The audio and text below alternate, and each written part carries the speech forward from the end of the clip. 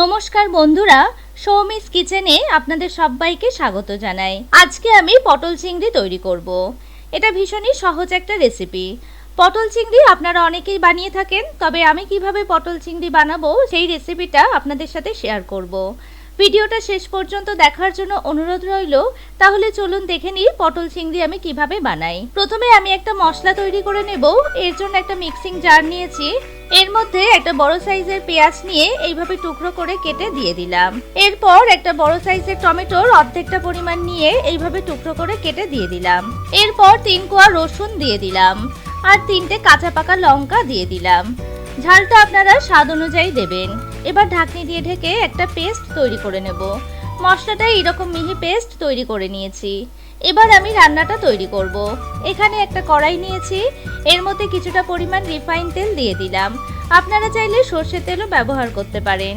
তেলটা প্রথমে গরম করে নিলাম। এবার এর মধ্যে টুকরো করে কেটে রাখা আলু দিয়ে দিলাম। এখানে আমি 3টে মাঝারি সাইজের আলু নিয়ে এইভাবে ডুমো করে কেটে নিয়েছি।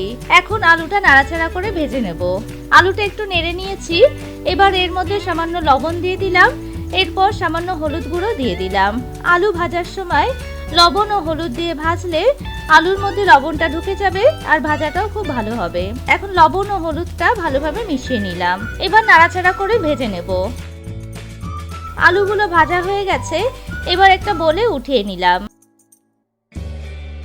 এবার এই তেলের মধ্যে পটলগুলো দিয়ে দেব। পটলগুলো আমি খোসাটা একটু বাঁধিয়ে রেখে কেটে এইভাবে অর্ধেক করে টুকরো করে নিয়েছি।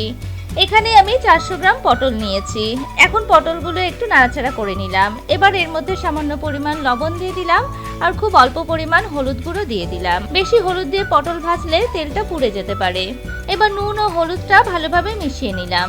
পটলগুলো নুন ও হলুদ দিয়ে ভাজলে পটলের মধ্যে লবণটা ঢুকে যাবে আর পটলগুলো টেস্ট হবে। পটলগুলো একটু নাড়াচাড়া করে ভেজে নিয়েছি। এখন একটা পাত্রে উঠিয়ে নিচ্ছি।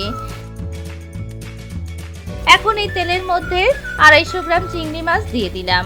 চিংড়ি মাছগুলো খোসা ছাড়িয়ে ধুয়ে নিয়ে নুন ও হলুদ মাখিয়ে নিয়েছি। এখন চিংড়ি মাছগুলো নাড়াচাড়া করে ভেজে নেব।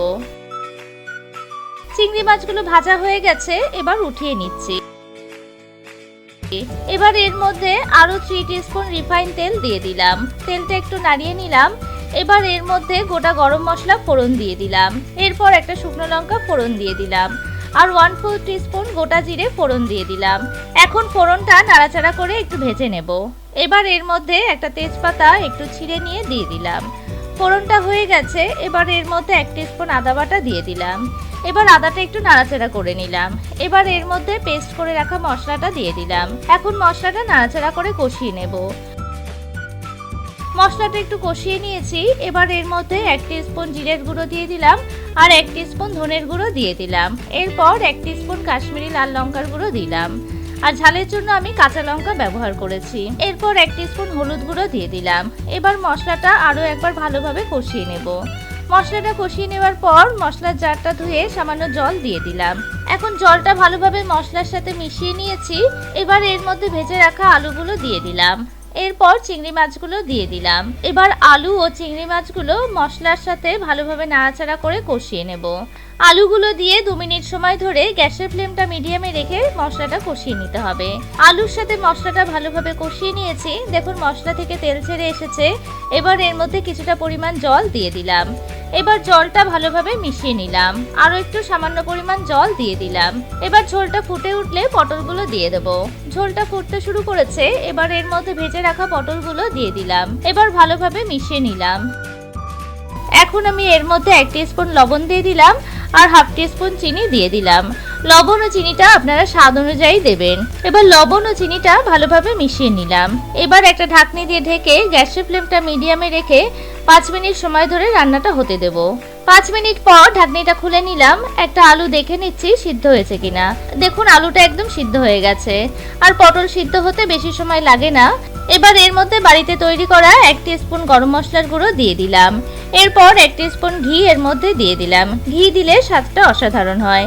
পটল চিংড়িতে ঘিটা দেওয়ার চেষ্টা করবেন, তাহলে রান্নার টেস্টটা দুর্দান্ত হয়। এখন আরো একবার মিশিয়ে নিলাম। এবার ঢাকা দিয়ে গ্যাসের ফ্লেমটা অফ করে 2 মিনিট স্ট্যান্ডিং টাইমে রেখে আমি পরিবেশন করব। 2 মিনিট পর আমি ঢাকনিটা খুলে নিলাম। রান্নাটা একদম সেট হয়ে গেছে। আর ফ্লেভারটাও খুব ভালোভাবে মিশে গেছে। এখন আমি নামিয়ে সার্ভ করে দেব। তৈরি হয়ে গেল অনুষ্ঠান বাড়ির মতো পটল চিংড়ি। গরম গরম ভাতের সাথে এটা খেতে অসাধারণ লাগে। এইভাবে আপনারাও বাড়িতে একবার ট্রাই করে দেখুন আর আমাকে অবশ্যই কমেন্টস করে জানাবেন রেসিপিটা আপনাদের কেমন লেগেছে। ভিডিওটা ভালো লাগলে একটা লাইক করবেন আর বন্ধুদের সাথে শেয়ার করবেন। আর আমার চ্যানেলে নতুন বন্ধু হয়ে থাকলে চ্যানেলটিকে প্লিজ সাবস্ক্রাইব করে নেবেন আর পাশে থাকা বেল আইকনটা অবশ্যই প্রেস করে নেবেন, যাতে আমি চ্যানেলে নতুন ভিডিও আপলোড করার সাথে সাথে নোটিফিকেশন সবার আগে আপনাদের কাছে পৌঁছে যায়। আজ এখানেই শেষ করছি, পরে হাজির হয়ে যাব নতুন আরো একটা রেসিপির সাথে। ভালো থাকবেন, সুস্থ থাকবেন, ধন্যবাদ।